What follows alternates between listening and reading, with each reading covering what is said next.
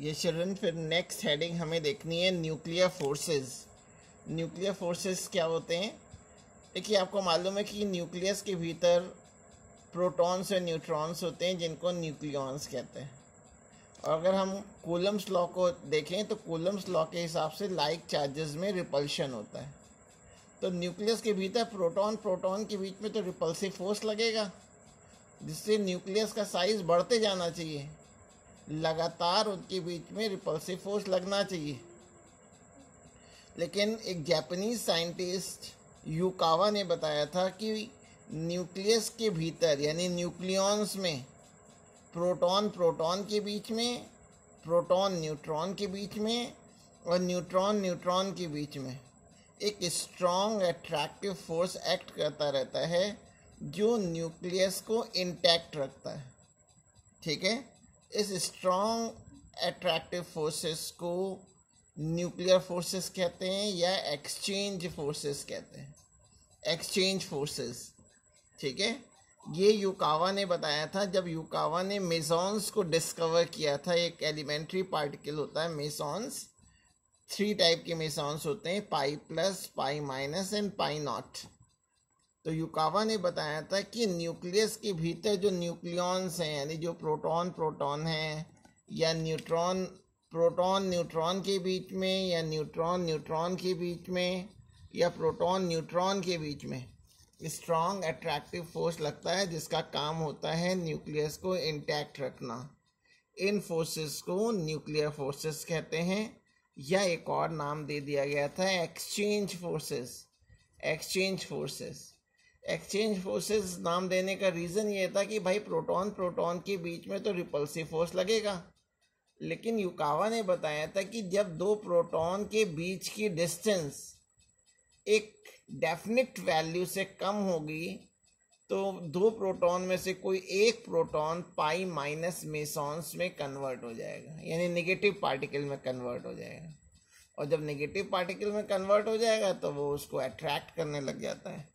तो खैर, हमको न्यूक्लियर फोर्सेस का एक्सप्लेनेशन नहीं पढ़ना है, मुझे देखना है केवल न्यूक्लियर फोर्सेस क्या होते हैं और उनकी प्रॉपर्टीज़।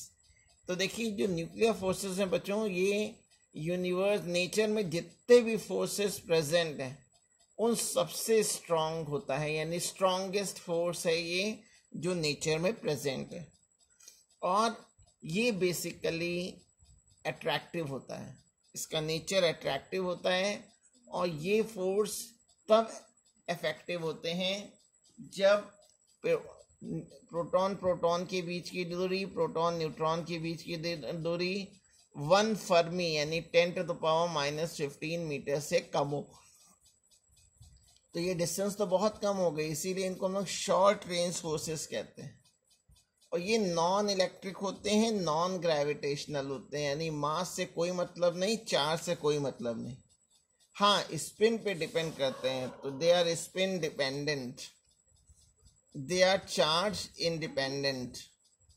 और इनको ये एक्सचेंज फोर्सेस होते हैं और ये नॉन सेंट्रल होते हैं। एग्जाम में न्यूक्लियर फोर्सेस के लिए ये ग्राफ बहुत इंपॉर्टेंट है। अलोंग एक्स एक्सिस मैंने क्या किया, न्यूक्लियर सेपरेशन लिया हुआ है, यानी 2 प्रोटॉन्स के बीच की डिस्टेंस या 2 न्यूट्रॉन्स के बीच में या 1 प्रोटॉन के बीच की डिस्टेंस को मैंने अलोंग एक्स एक्सिस से रिप्रेजेंट किया, और वाई एक्सिस के अलोंग पोटेंशियल एनर्जी को रिप्रेजेंट किया। ठीक है, तो जब दो न्यूक्लियॉन्स के बीच की डिस्टेंस 1 फर्मी, ये 1 लिखा रखा, ये 2, ये 3, 1 फर्मी से ज़्यादा होती है तो न्यूक्लियॉन्स के बीच में अट्रैक्टिव फोर्स लगता है। और अट्रैक्टिव फोर्स अगर बढ़ेगा तो इसका मतलब होता है कि पोटेंशियल एनर्जी कम होगी, हमें कोई वर्क नहीं करना पड़ेगा।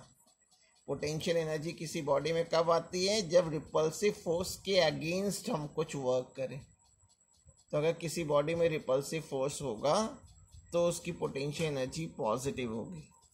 तो जब हम 2 न्यूक्लियॉन के बीच की डिस्टेंस 1 फर्मी से कम कर देते हैं तो अट्रैक्टिव फोर्स वीक होने लग जाता है और एक लिमिट के बाद वो रिपल्सिव फोर्स में कन्वर्ट हो जाता है। ये जो आर नॉट लिख रखा है इसकी वैल्यू मैंने ऊपर लिख दी है, ये 0.8 फर्मी है, 0.8 फर्मी, ठीक है। अच्छा, तो जब कभी भी डिस्टेंस, दो न्यूक्लियॉन्स के बीच की डिस्टेंस आर की वैल्यू अगर लेस देन 0.8 फर्मी अगर है, आर नॉट से कम है, तो फोर्स का नेचर क्या होगा, स्ट्रॉन्ग रिपल्सिव फोर्स लगेगा। और अगर आर की वैल्यू आर नॉट से ज़्यादा यानी 0.8 फर्मी से ज़्यादा है, जैसे 2 फर्मी 3 फर्मी में आप देखिए कैसा फोर्स लग रहा है, अट्रैक्टिव फोर्स लग रहा है। लेकिन जैसे ही डिस्टेंस आर नॉट के बराबर होगी, कोई अट्रैक्टिव या कोई रिपल्सिव फोर्स नहीं लगेगा, नेट फोर्स की वैल्यू 0 होगी। इसके बाद एक छोटी सी हेडिंग और है, वो है आइंस्टीन्स मास एनर्जी रिलेशन। थोड़ा लाइट दिख रहा होगा, आइंस्टीन्स मास एनर्जी रिलेशन।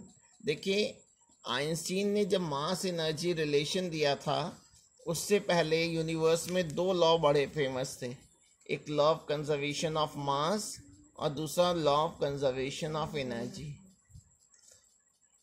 आइंस्टीन ने क्या किया, law of conservation of mass और law of conservation of energy को यूनिफाइड किया, यानी कंबाइन किया। उन्होंने बताया कि law of conservation of mass और law of conservation of energy दो सेपरेट लॉज नहीं हैं, बल्कि एक ही लॉ का ही दूसरा फॉर्म है।